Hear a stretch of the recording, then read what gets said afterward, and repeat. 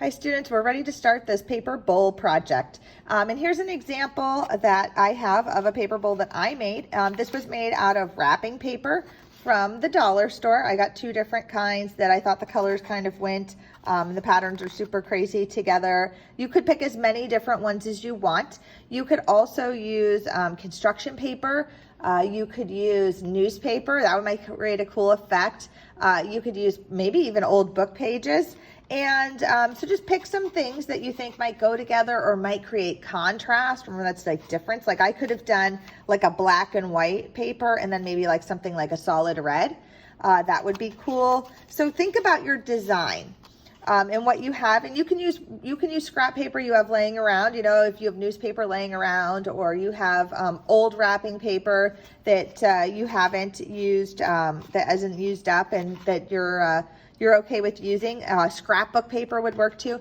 You don't want anything too thick, but you also don't want it super thin. So wrapping paper is pretty thin. And this is pretty sturdy. It does have some flex. I could have put a couple more coats of glue on it, but it's perfect for holding candy or decorations. And this is pretty small. It's not a super big bowl, as you can see, maybe like a soup bowl. You can do something bigger, as big as you want.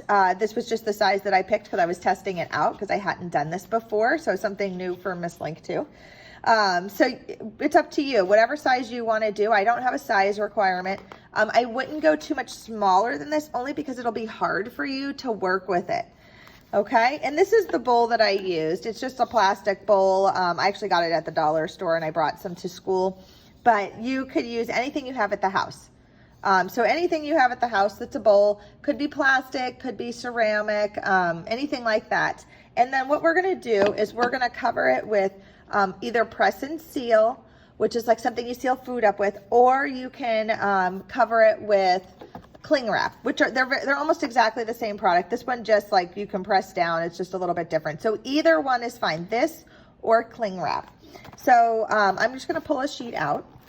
And the other things you're gonna need is really glue and some kind of container. Now I want this to be big enough that I can cover the bowl. And I made the other one, I did the inside. The good thing about that is that like any extra glue kind of went down into the center, and the bottom is really hard. So maybe that's a better way. Let's do the inside again.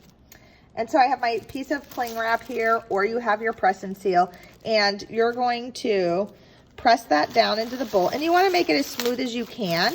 It's not going to be perfectly smooth, right? And so you want to kind of push it along the edges here. Kind of like you're wrapping the bowl, right? Like if I was wrapping the bowl all up. And so, see, I have like, I don't know if you guys can see that, but I have like a little pocket here. I want to make sure it's all along the edge. So I'm just going to lift it up so that I can make sure that it's as smooth as you can get it. You're going to have these little wrinkles, and they're kind of cool because they show through in the bowl a little bit, not a lot, just a little bit. And I think it kind of adds to the character of it being this handmade bowl. So I'm just going to wrap the rest of it around the edge. And you want to do this. This will protect the bowl, so, you know, nobody gets mad that you used a bowl from the kitchen if that's what you did, right? This protects at the end. We just pop it right off of here, and it works out great. So here's my bowl. Oh, I feel like I still have a little, see I have a little bubble there? Can you guys see that? So I just have it a little bit too tight. I want to make sure that we can smooth it out a little bit more. So I'm just going to lift it, right? Because this is the press and seal. It seals down, so it makes it a little bit harder. Okay, that's better, right? So that's my first step, is getting that covered.